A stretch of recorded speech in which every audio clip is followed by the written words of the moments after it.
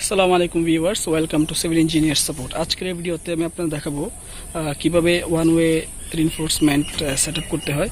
দেখতে পাচ্ছেন এগুলো হচ্ছে এটা হচ্ছে আমাদের ওয়ান ওয়ে স্ল্যাব, আর এটা রিনফোর্সমেন্ট ইনস্টল করা হয়েছে এখানে। তো দেখতে পাচ্ছেন এই প্রসেসটা। সাধারণত আমরা ওয়ান ওয়ে রিনফোর্সমেন্ট কোনগুলোকে বলে ওয়ান ওয়ে স্ল্যাব। তো যে স্ল্যাবের দৈর্ঘ্য এবং প্রস্থের অনুপাত 2 এর বেশি হয়, অর্থাৎ 2 বা তার বেশি হবে। দৈর্ঘ্যকে প্রস্থ দিয়ে ভাগ দিলে তাহলে আমাদের মান আসবে 2 বা তার বেশি, তাহলে সেগুলো হবে ওয়ান ওয়ে স্ল্যাব।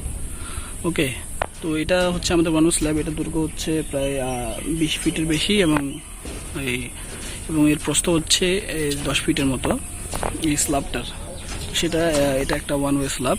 তো সেই হিসাবে রিনফোর্সমেন্ট ইনস্টল করা হয়েছে এখানে। তো দেখতে পাচ্ছেন এটা হচ্ছে আমাদের মেন রড। এরপর হচ্ছে আমাদের ক্র্যাক বারগুলো।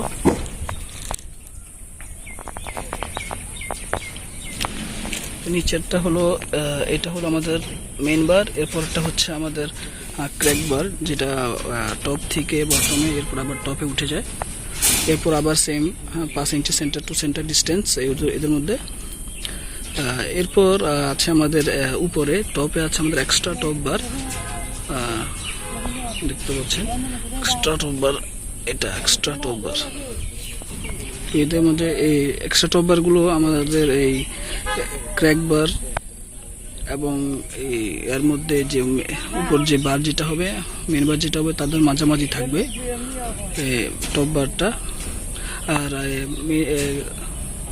রিনফোর্সমেন্ট ক্র্যাক বার বসানো হবে আমাদের প্রস্থের দিক বরাবর বসানো হবে, অর্থাৎ প্রস্থের দিক বরাবর রিনফোর্সমেন্টগুলো বসবে আর সেগুলো দৈর্ঘ্য বরাবর যাবে।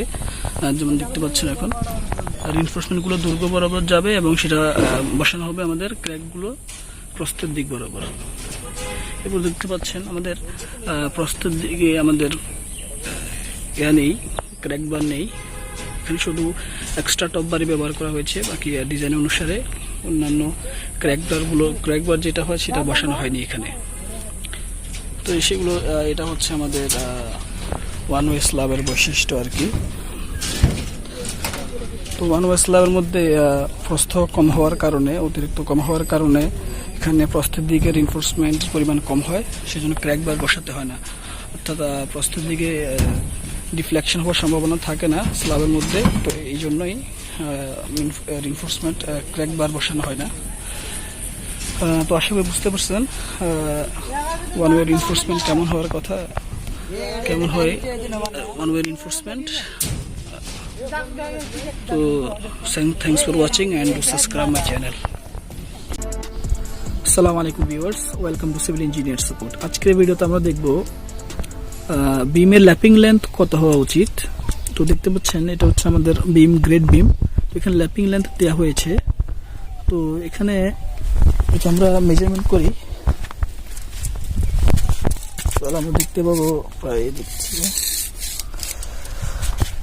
প্রায় এখানে 1 2 3 4 2 ফিট 4 ইঞ্চ আসছে এখানে। এতটুক